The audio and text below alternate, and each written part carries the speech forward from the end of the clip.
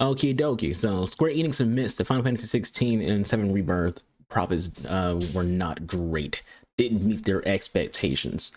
So the question that comes here is, one, what is their expectations? And was it like a realistic expectation? Because the thing, when both of these games got announced, everybody said the exact same thing. I won't say everybody, but most people said the exact same thing. You are a third party publisher and you put two of your games on one platform. By doing such a thing, you have limited yourself to one source of revenue, one platform. So Final Fantasy 16 and 7 Rebirth are only on PlayStation. Well, today it actually just came on PC, 16 at least. So that meant when both those games were released, only people on PlayStation were able to buy it. If you think about it from a monetary standpoint, that's two other markets you're not getting money from: the Xbox market and the PC market. Again, the game just came out today on PC, so now they're going to get money from that market. And from what I've heard, the numbers aren't that good.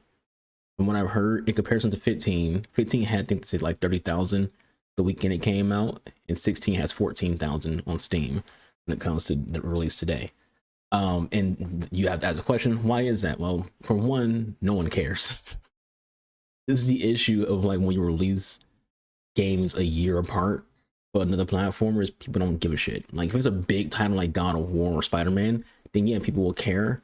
But if you're like a, especially a Final Fantasy game where the hype kind of died out and the reception wasn't that good towards the end of the game, like 16 has the same issue Dragon Dogma have, where when people talk about the beginning of the game, they're very, very positive.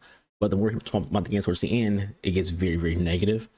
Then when it comes to 7, it's kind of the same thing. You release 7 remake on PC, then you announce Rebirth and release Rebirth only on PlayStation. So again, you're limiting yourself to just one market. You're gonna make less money. So that's my 2 cents at the beginning of all this. Just seeing that. As for what they actually had to say, let's take a peek. Square Enix has finally made public that it is dissatisfied with Final Fantasy 16 and Final Fantasy 7 commercial performance, admitting neither game met profit expectations. So pretty much saying what I was just saying. You're pointing out that the game didn't make enough money, and again, why wouldn't you make a lot of money? You're on one platform. You're on one platform, and also you're an RPG. RPGs aren't going to sell crazy unless you're one of the big ones. Again, the site that study, 60% of gamers don't play new games. They play free-to-play games and 6-year-old games and re-releases of major titles, aka Call of Duty, NBA 2K, FIFA, and Madden. We look at the top 5 games of the year every single year in terms of monetization. When it comes to like profit, is usually Madden, Call of Duty, FIFA. You might see one single player game sneak in there, like last year, Hogwarts Legacy. You had Elden Ring that one year. So it's like every now and then you see a single player game sneak in there. I think God of War Ragnarok got into the top 10 once as well.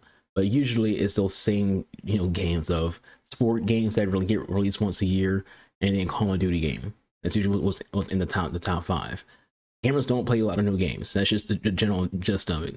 And if you're an RPG, even less chance of gamers playing you, and even less chance of gamers playing you if you're only on one platform. You can't limit yourself. You have to be and this is honestly like this right here, not making their profit margins. Square Enix is now being like doors open to Xbox when it comes to making sure that games get out on Xbox. And you want to know why? Because they understand the thought process of, hey, we can't keep putting our games on one platform. It ain't working. It's not a sufficient business model to be a third-party studio or third-party publisher and putting all your games on one platform. So we got to branch out because we need to make more money.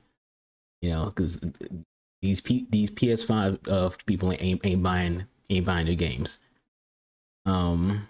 Anyways, in a financial results briefing held on May 13th, damn, that was a long time ago, but only released today on the 18th of September, Takashi Kiryu, president and representative director of Square Enix, said, in the HD games sub-segment, we released multiple new titles, including major titles such as Final Fantasy 16 and Final Fantasy 7 Rebirth.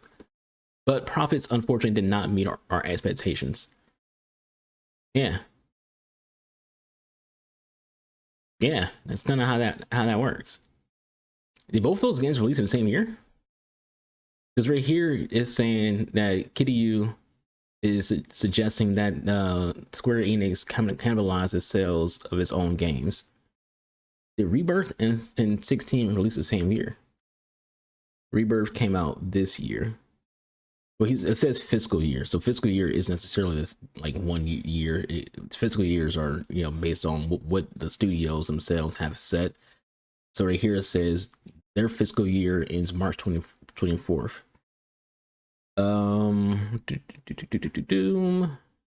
7 came out on February 29th. So yeah, that would be within the fiscal year that they have set. When did 16 come out? 16 released June of last year. So June 22nd, 2023 to March 2024. So yeah, for their fiscal year, they released 2 games of the same franchise in 1 year. That's just bad marketing. Like, we don't really much else to say here. Like, first off, you fucked up by putting it on one platform. The second thing, you fucked up by releasing 2 games within this, the same, fiscal year. Like, yeah, you played yourself. I don't feel bad for you. Like, sorry, not sorry. When it comes to the corporation Square Enix struggling when it comes to their profit expectations. I'm sure the games actually still sold well, but you have to also understand that selling well doesn't mean that you hit your margins, because these studios have set margins and whatnot before a game launches, what they want to hit for pre-orders, what they want to hit on launch day, what they want to hit after 6 months, what they want to hit after a year. So I'm going to guess that a few of those margins they didn't hit, which is why they're saying what they're saying. But you played yourself. You put 2 games for the same franchise out in the same fiscal year, 2 games that I'm pretty sure both cost $70. And then at the same time, you're only on one platform until today, where you released one of these on PC. It was funny. So I'm kind of just like skimming through this to see like what's some things in the reports. We don't spend a lot of time with this article. You're basically just I'm seeing things like this, and it's like just confirming what I'm saying. We did not manage our title portfolio across the company as well as we could have. No shit. Like no shit. Like, yeah, like also like remember, because I just saw Foam Stars. When that game died, like, did they even release? Like, did that game release as a full price title and then went free to play? No one gave a fuck. No one gave 2 shits about that game. So Foam Stars, as you can see right here, is a Splatoon style game. It was basically just PlayStation trying to capitalize on Splatoon's popularity. So I think it released as a full price game. I won't say full price, trying to check. And then went free to play. It was $25. No, $30. So Foam Stars was $30, and then it went free to play recently. It was only on PlayStation. So again, the failure of Square Enix deciding to put one game on one platform, which again, you're going to hinder yourself by limiting access to other markets. 3, if you're not going to compete on Nintendo against Splatoon, so that was going to happen. But so you have a game like Foam Stars that you just made free to play. Xbox players can't play it. PC players can't play it. Again, you set yourself up to fail when you're a third-party studio and you cherry pick one platform to be on. So what's next for Enix? Square Enix has Kingdom Hearts 4, the 3rd game in Final Fantasy Remake trilogy, and Dragon Quest 12 in the works. Do people even care about Kingdom Hearts anymore? Like, I feel like Kingdom Hearts might be niche now. I know it's a wild thing to say, but I feel like Kingdom Hearts 3 didn't do as great as they wanted it to, or how people are hoping it was going to do. I feel like the hype for Kingdom Hearts 4 is not very good. A 3rd remake for Final Fantasy, if 7 didn't do that great, a 3rd one probably won't do that great either. If anything, it'll do even worse. Dragon Quest has kind of become niche in the sense that it's not like a massive title anymore. And it also says Yoshi P, he thinks that someone younger should lead the franchise when it comes to Final Fantasy 17. I think the issue with Final Fantasy is that it's just too convoluted. Every Final Fantasy game is its own thing in its own universe. So when you have people who want things to make sense, they want things to be connected, they're not gonna be interested in a game franchise where there's so much disconnect. You know, like if you're new to Final Fantasy, you're like, oh, so which one should I play first? You know, so I can learn the story and the characters and whatnot. And it's like, well, honestly, it don't even fucking matter. You can play freaking 16 right now and not be missing shit because 16 has nothing to do with 15, and 15 has nothing to do with 14. You know, there's some characters sharing the same name, like freaking the gods and Sid and whatnot. Like it's a convoluted mess of a franchise. So one in the comments saying exactly what I said. Our PlayStation exclusive didn't sell well. Gee, I wonder why. You can't make exclusivity. Here's the thing: exclusivity is dying. Like it's a rare thing that people that console war people are always talking about. But in reality, exclusivity is dying because it just doesn't. If you're a third party studio, it does not help you at all to make a game for one platform. Like it doesn't. Like you might get a nice little check on the side from that studio from the publisher, but in the grand scheme of things, you're hurting yourself more than you're helping yourself. Exclusivities are becoming a rare thing. That's why Sony is now putting their games on PC. That's why Xbox will say, hey, y'all want these little old games no one plays on y'all platform?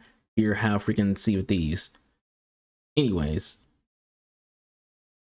platform exclusives hamstring project games right out the gate by expecting everyone to buy a PlayStation who don't already own one. Yeah, and when it comes down to it, these aren't console sellers. Like you're not buying a PS5 to go play Kingdom Hearts, like Hearts 4, but like Final Fantasy 16. If you already own a PC, you know for a fact it's going to be on PC at some point, which today it came on PC. So you're like, I'll just wait. PC gamers are very patient. PC gamers are just like, I'll wait. I know it's come to this platform, so I'll wait. And people on Xbox are just like, I don't give a shit. I wasn't going to buy it anyway because, again, consider gamers don't buy new games. Simply put, this is why exclusives are a bad idea. Make games available for broader audience, and you'll have a much larger player base. Yeah, that's a very general fence sitting way to look at it. Like I said, to me, first party games are important if you're trying to sell a console, but that should only be a thing for that publisher's actual like in-house studios. Like if you're Xbox, the only thing you want to be exclusive is Halo and Gears of War, like the flagships. You don't really care about the tier 2 games like a Hi-Fi Rush, but that tier 1 flagship title that you're sinking a lot of money into producing. You want that to be a console seller. You want that to be an exclusive. But when it comes to third party studios, if you're EA, if you're Ubisoft, if you're Square Enix, if you make your game exclusive to one platform, you're hurting yourself. You're hurting yourself.